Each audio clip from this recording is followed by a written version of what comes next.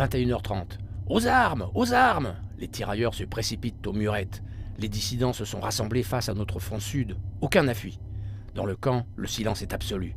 Mais l'énervement est sensible. Qu'on en finisse! Tout à coup, les femmes poussent des cris effrayants, des you-you dont le rythme se précipite. On entend « À mort, chien, on vous tient !» et ils s'élancent. Notre réplique est brutale, intense, immédiate. Grenades, mortiers, mitrailleuses, tout part à la fois. Nous sommes au milieu d'un feu d'artifice. Au matin, nous avons repoussé 2 assauts. Les officiers fouillent le terrain à la jumelle. Personne.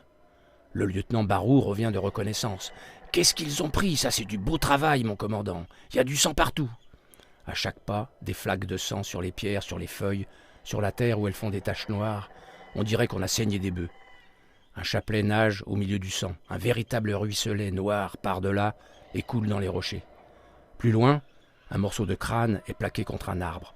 Mais pas un cadavre, pas un blessé. À la faveur de la nuit, les dissidents les ont tous enlevés. On suit la trace sur le sentier qui descend, le passage des blessés et des morts.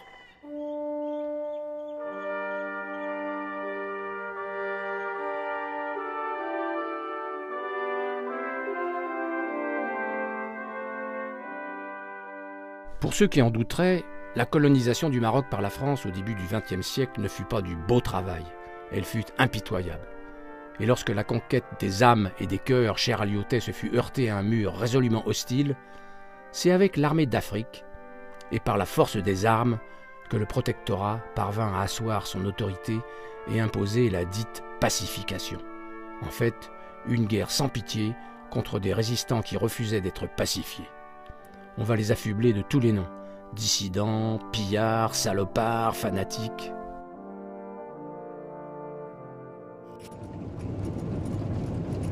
La conquête sera très longue, pas moins de 22 ans, et très difficile. 30 à 40 000 morts côté français et Marzenne, l'état central marocain. 5 à 10 fois plus chez les résistants.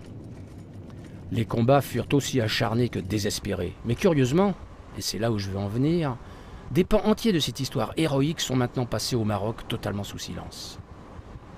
Un des combats les plus fameux, engagé au sud dans le massif du Sahara, par une poignée d'irréductibles, maintenant presque oubliés, fut proprement épique. C'était en 1933.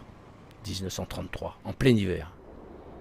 Ces combats, qu'on qualifie d'asymétriques, opposèrent d'un côté le Marzen français, 60 000 hommes de troupes puissamment armés, et de l'autre, 1 millier de familles retranchées dans des jebels imprenables et résistant 3 mois durant à un déluge de feu. L'idée m'est donc venue d'aller voir sur place, 80 ans après, le théâtre des opérations. Mais profitons du voyage pour rappeler le contexte historique.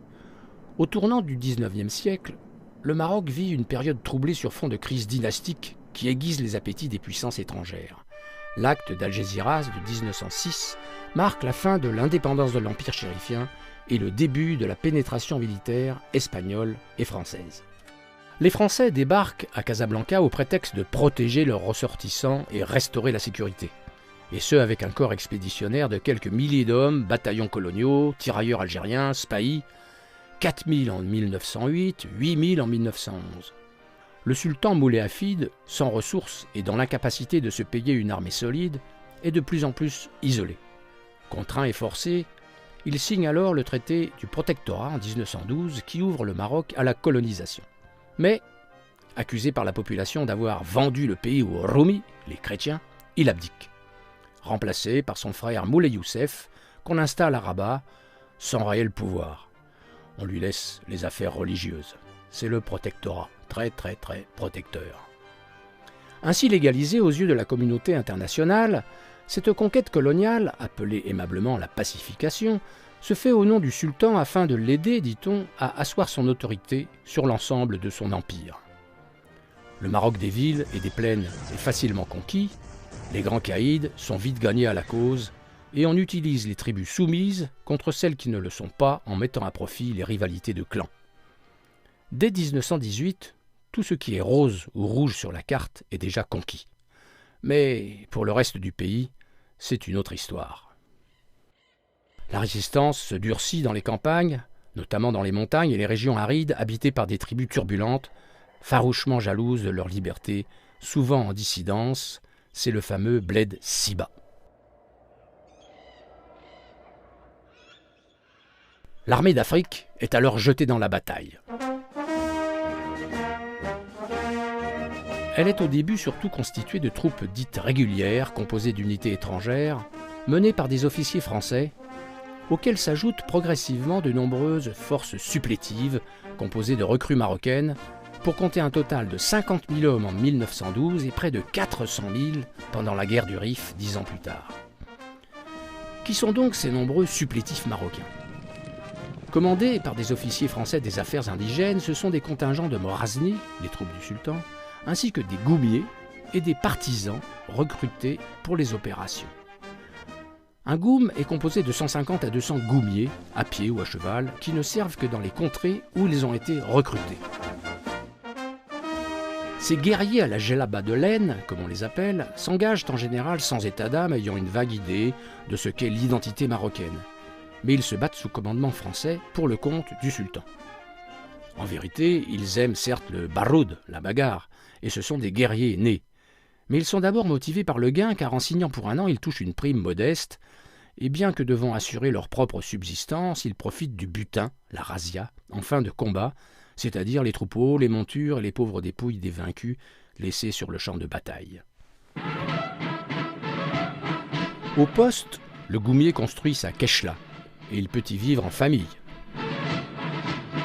En opération, ils connaissent remarquablement le terrain et sont chargés de conquérir le territoire, tandis que les troupes régulières, zouaves, spahis, légions, tirailleurs algériens, viennent derrière l'occuper dans un second temps.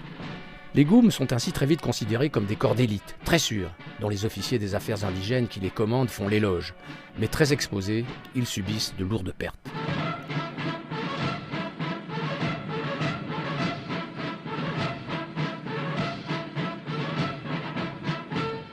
Les partisans, quant à eux, sont recrutés à chaud et sur place pour une opération précise qui jette en première ligne ces nouvelles recrues. Rapidement équipés, fusils à baïonnettes, ils se battent contre leurs voisins qui, à un moment ou un autre des périodes précédentes, ont été leurs ennemis. En vérité, il se passe au Maroc un phénomène unique dans les annales coloniales françaises. Tribu après tribu, ces combattants qui, dans un premier temps, ont attaqué sans relâche les troupes coloniales, se donnent littéralement à elles après leur défaite. Pas une seule tribu ne se livrera sans combattre fièrement, mais, après avoir demandé l'aman, la paix, elles serviront fidèlement, au nom du sultan, le conquérant français, qui jettera ainsi dans la bataille les tribus soumises contre les tribus insoumises. La ligne de démarcation entre résistance et soumission reste donc bien mince.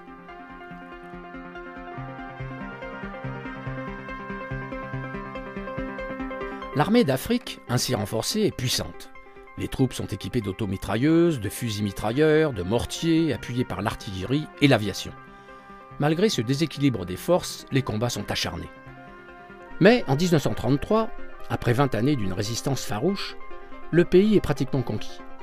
Reste une tâche de résistance au sud du Haut-Atlas, dans le Jbel Sahro, où les fameux combats du Bougafer de l'hiver 1933 vont voir s'affronter d'un côté les troupes coloniales et de l'autre les derniers résistants.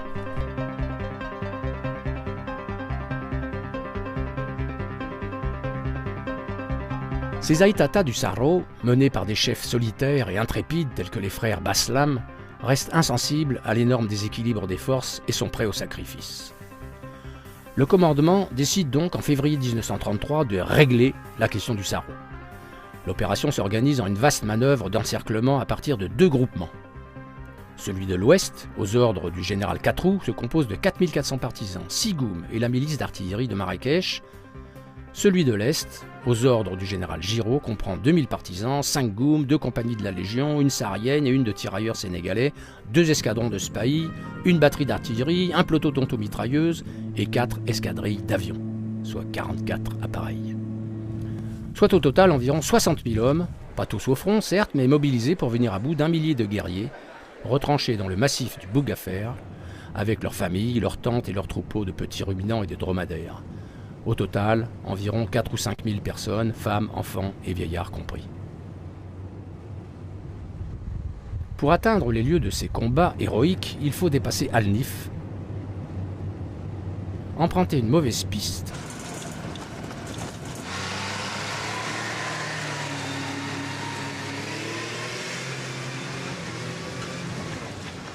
et continuer à pied sur des sentiers caillouteux.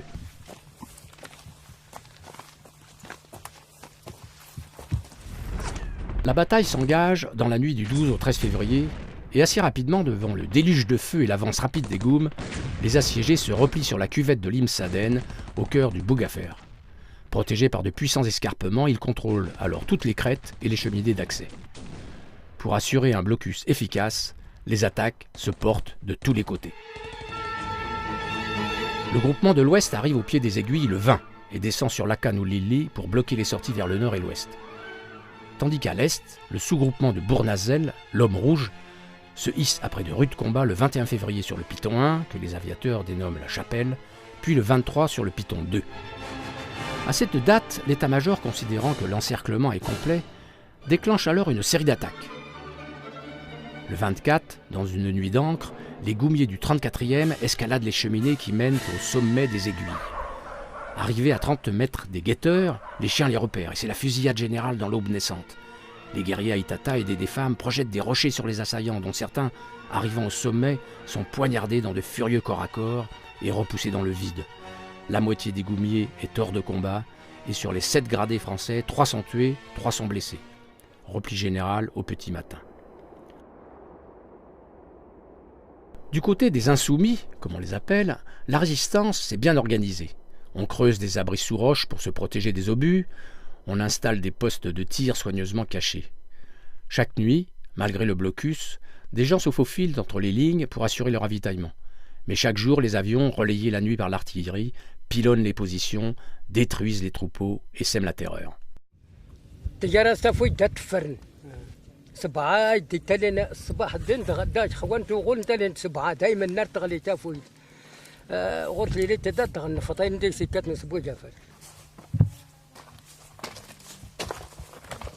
Lors des attaques, les guerriers se relaient car il n'y a pas un fusil pour chacun.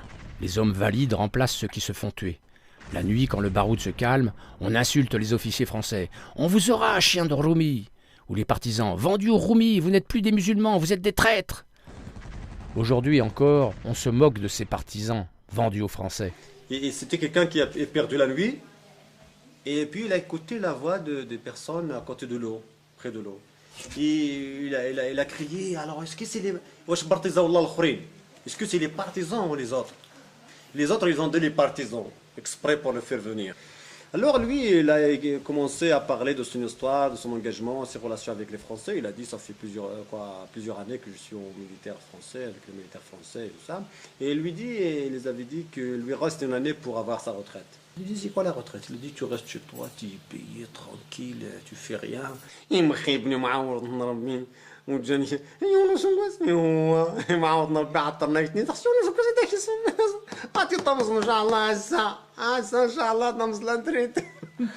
de suite, ils l'ont tué. Là-haut, sur le Bougafer, le blocus se resserre. L'approvisionnement en eau se complique. La nuit, les femmes se glissent vers les 2 seules sources, mais beaucoup se font tuer sur place car les tirs se concentrent vers ces endroits stratégiques.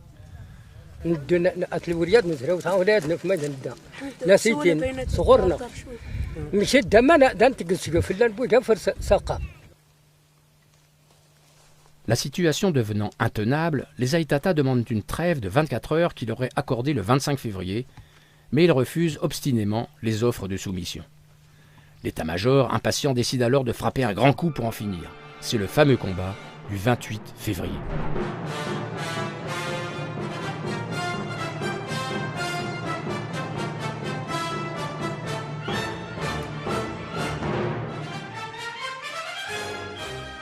Le légionnaire Hébert raconte. Il est 6 heures du matin. Nous gagnons le sommet de la crête en rampant les derniers mètres. C'est aujourd'hui mardi gras. Le ciel est d'un bleu gris sale.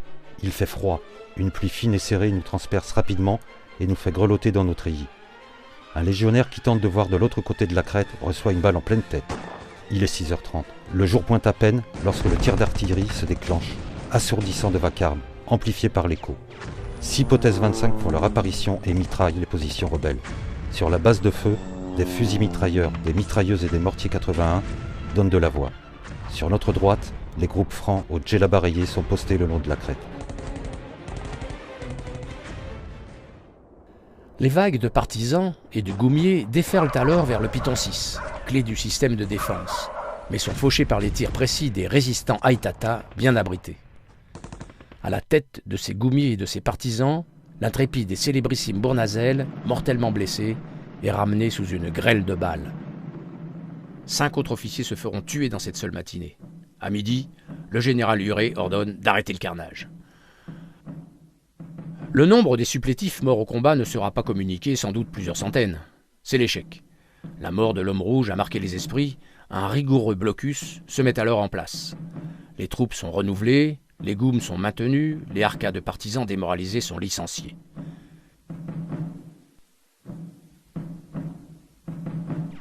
Les bombardements vont alors s'intensifier sans laisser de répit.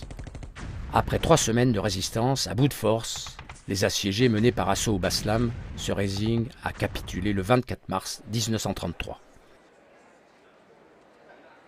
Ils auront résisté 42 jours. La moitié des combattants a été tuée. Il n'en reste que 465 qui se rendent là devant ce sanctuaire de Khouya Ibrahim, suivi par près de 2500 personnes, vieillards, femmes et enfants, dans un état pitoyable.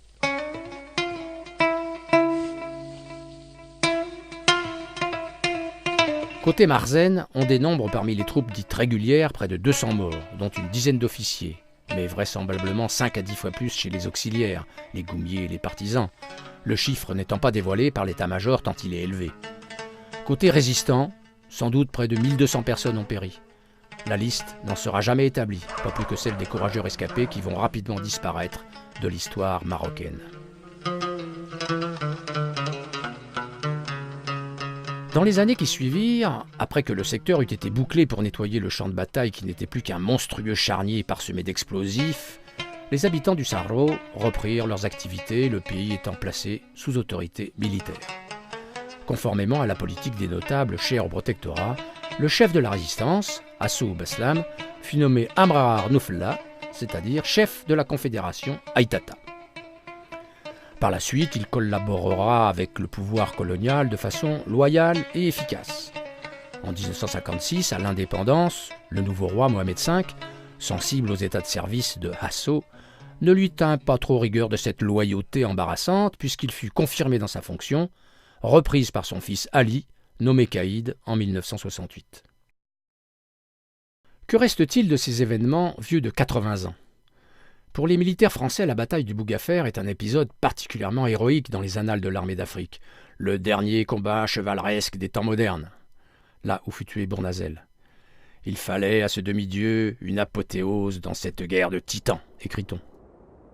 Tout a été écrit sur cette épopée, des ouvrages officiels écrits par les plus hauts gradés, des témoignages d'officiers, des récits, des combats, des romans, des biographies épiques, des guides même décrivant les opérations de terrain, même des BD. Certes, l'héroïsme des dissidents, leur sublime courage est célébré, mais au travers du prisme colonial, l'armée d'Afrique, avec ses glorieux combattants et ses officiers nobles et généreux, se taille évidemment la meilleure part.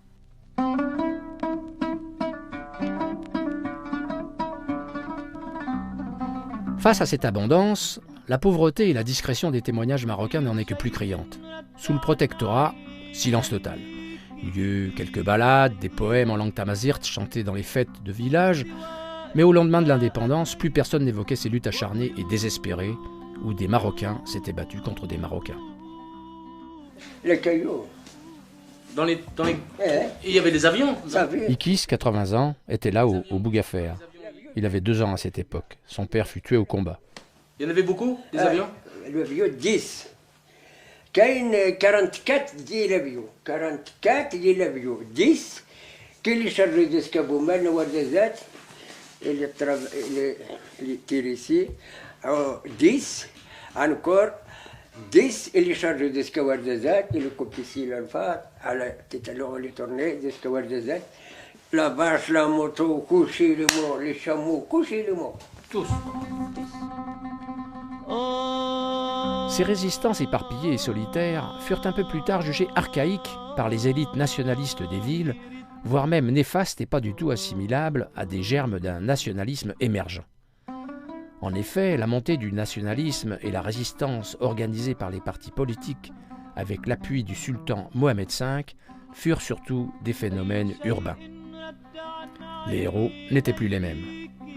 honneur aux anciens combattants, ceux des grandes villes du royaume. À eux les récompenses. C'est ainsi que jusque dans les années 80, ces hauts faits d'armes furent totalement occultés et passés à la trappe. Ces morts-là, c'est ceux qui étaient des légionnaires, des gens qui étaient de côté français. Tu vois, mais peut-être ce ne sont pas des gens d'ici, peut-être. Il y a personne qui dit que son père est enterré ici, même s'il était du côté français ou du côté marocain. Les monuments commémoratifs dressés par les autorités coloniales et les cimetières réservés aux supplétifs marocains ou légionnaires furent laissés à l'abandon ou vandalisés. Côté résistant, quelques rares cimetières résistent mal aux assauts du temps. Aucun nom gravé, la liste de ces héros morts pour le Maroc n'a jamais été établie. Pas d'anciens combattants honorés, donc pas d'attribution de ces fameux grimas, des agréments, destinés à récompenser les moudjahidines.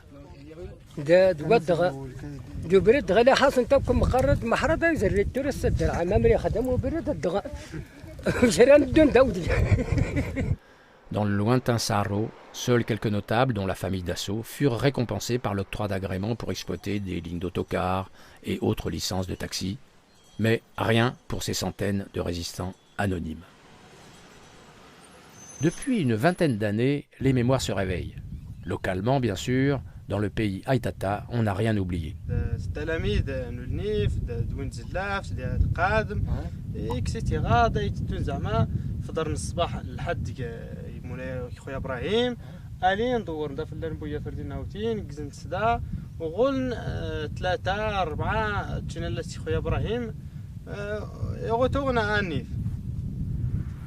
Cette bataille, c'est leur fierté. Et des associations se sont créées pour cultiver le souvenir et collecter des témoignages, mais bien tardivement. Est-ce que c'est la fin de la vie de Bournazel? C'est la fin de la guerre. Le deuxième jour, les résistants furent encerclés sur l'Imsaden. Il y eut beaucoup de morts, que Dieu les ait en miséricorde. Nos gens se sont alors réfugiés tout en haut, sur le Bougafer, où ils furent exterminés. Les chrétiens sont venus. Il y a parmi eux des hommes qui ne ratent jamais leur cible. Le Marzen s'est enfin décidé à honorer du bout des lèvres ces héros oubliés. Des membres du gouvernement, accompagnés de gouverneurs et d'élus, sont donc venus, transportés par hélicoptère, célébrer au Bougafer les combats anciens. 1933. À présent, l'hélicoptère s'arrête simplement à Iknioun pour une commémoration plus officielle au pied d'un monument fraîchement installé. Mais la population, les élus et les associations de développement qui voient dans ces manifestations trop officielles une récupération qu'ils jugent abusive, se refusent d'y participer. Que l'État, qui s'intéresse enfin à la région, s'occupe d'abord des routes, des dispensaires et des écoles avant de venir honorer leurs héros. En 2008, la piste d'Iknioun sera ainsi rapidement asphaltée. C'est ainsi que cette amnésie d'une tranche glorieuse de leur histoire laisse chez les Aïtata une profonde amertume et un sentiment d'injustice où se mêle l'idée que ces zones déshéritées, cette montagne et la société berbère elle-même sont volontairement laissées à l'écart du développement national.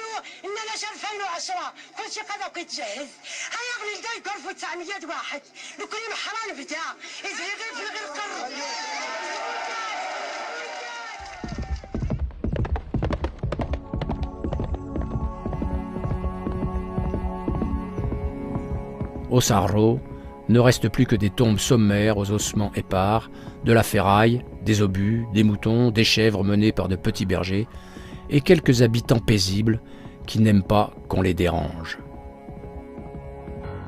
ويتين وينا يزرين النفات جبوجة فريدة تنديش تغيا غيشا ويتين وينا يزرين يطفنتي عزتين تيتين سقيضي ولا يوسان ويتين وينا يزرين يطفنتي عزتين تيتين سقيضي ولا يوسان ذكرنا البان رجي السيون الوداد كان ننظروا دلالي جودنا غن الناشال